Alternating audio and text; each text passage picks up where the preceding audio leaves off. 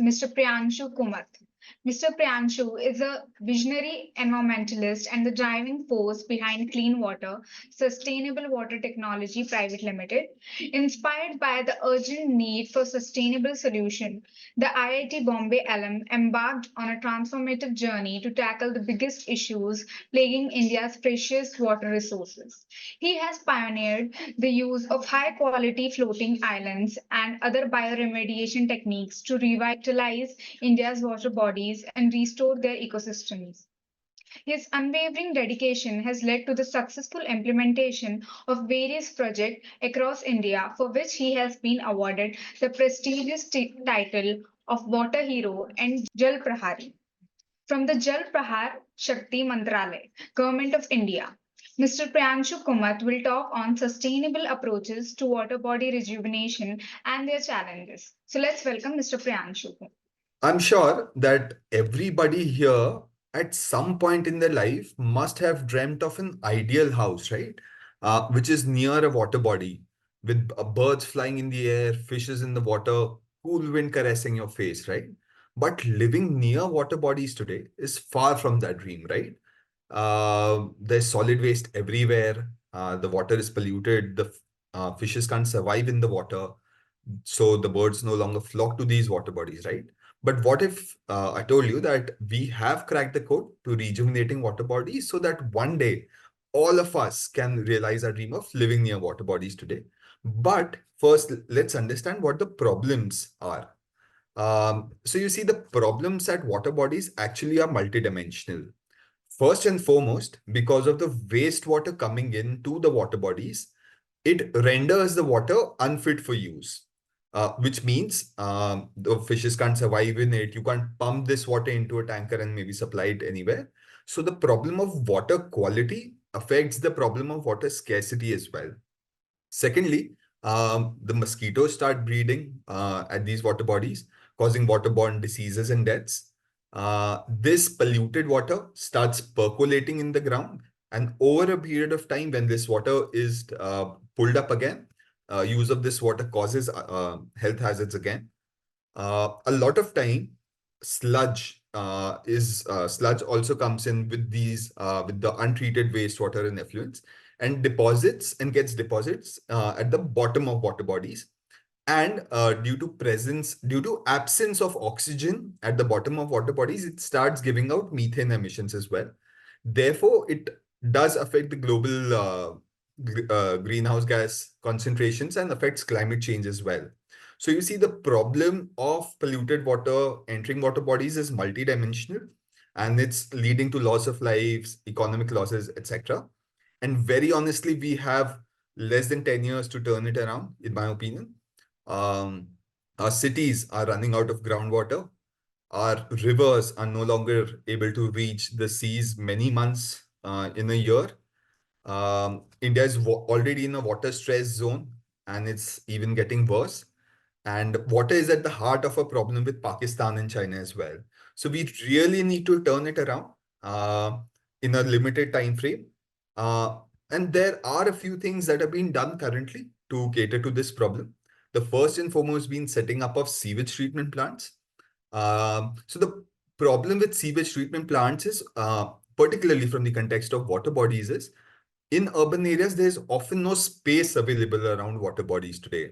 So we have encroached these lakes and rivers and drains from all sides, and often there's no space available to set up a sewage treatment plant.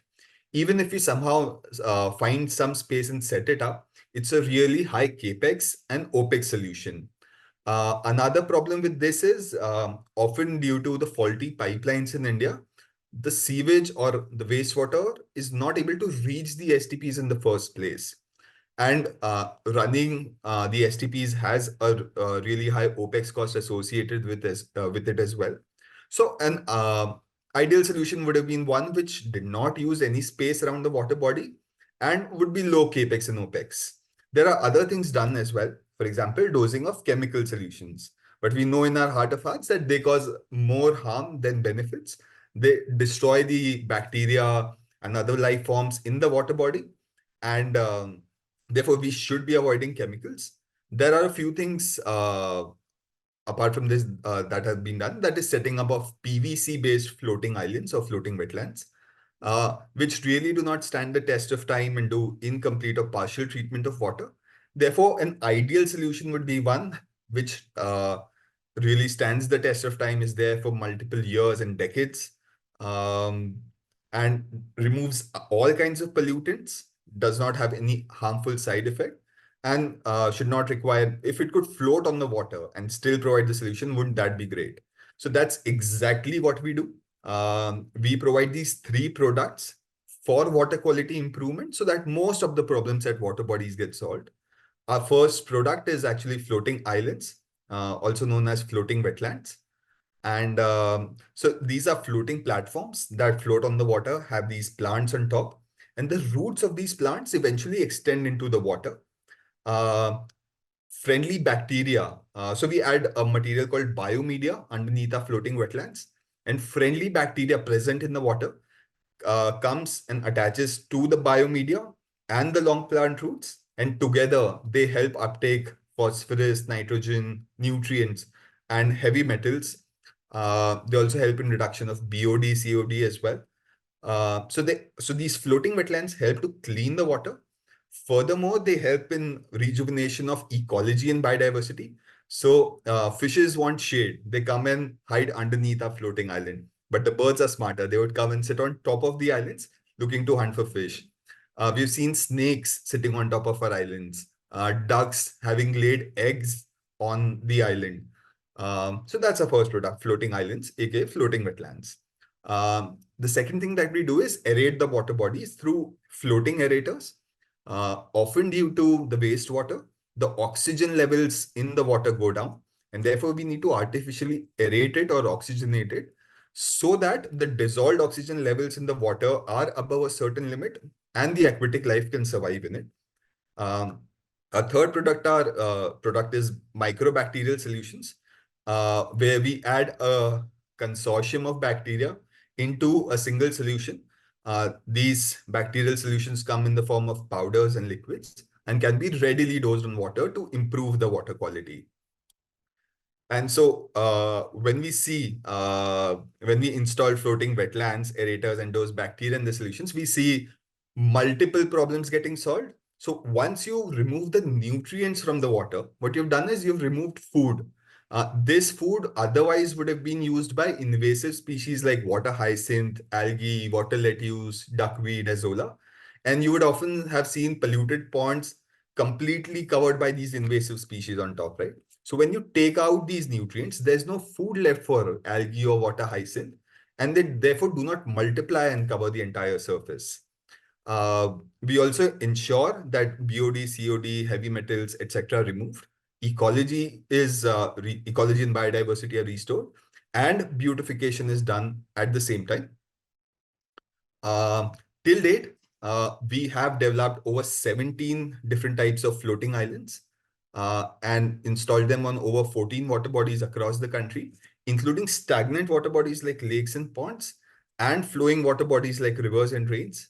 So we made islands made of wood, metal, aluminium, MS, FRP, different materials, and installed them on rivers as well as lakes. The image that you see on the top right of your screen is from a pond that we restored back in 2019. This is called Nalanda Sarovar, and it is inside a police training college campus in Indore.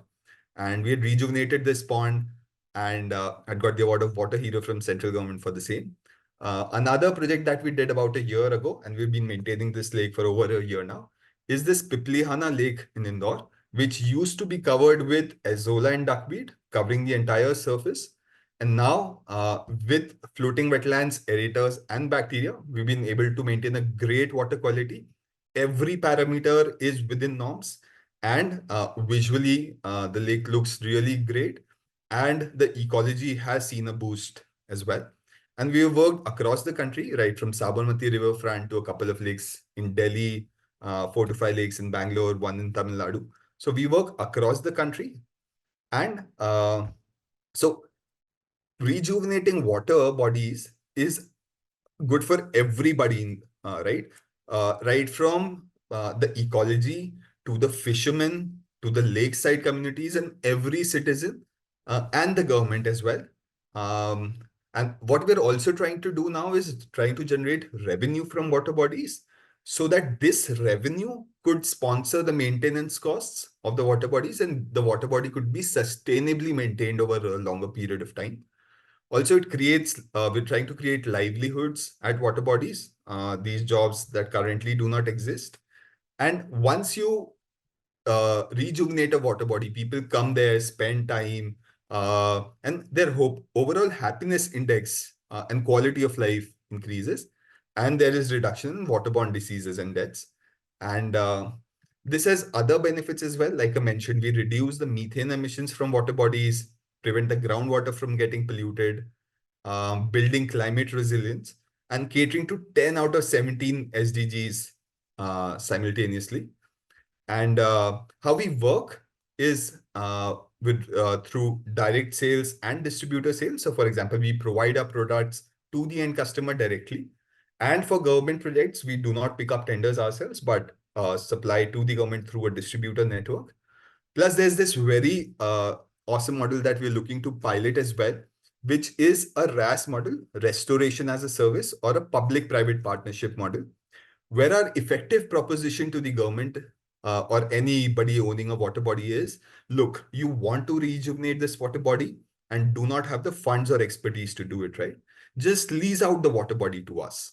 We will put all of the funds required for one-time rejuvenation of the water body and all of the funds for maintenance in the coming years. But in order to recover this investment, we'll generate revenue from the water body. It could be through boating, fishing, tourism, advertisements facing the main road, nursery on the dry part around the lake, etc. to pay back the initial investment and also share some revenue and profit back with the government. So now for the government, without them having to spend a single rupee or any budget on rejuvenating the water body still gets rejuvenated. And on the contrary, they start generating revenue. And a single agency is responsible for the entire water body and its rejuvenation and upkeep. So it's a win-win for everybody. And so this is a model that we're looking to pilot as well, besides selling our product. Thank you, Mr. Muth, for your insights on sustainable approaches to water body rejuvenation and their challenges.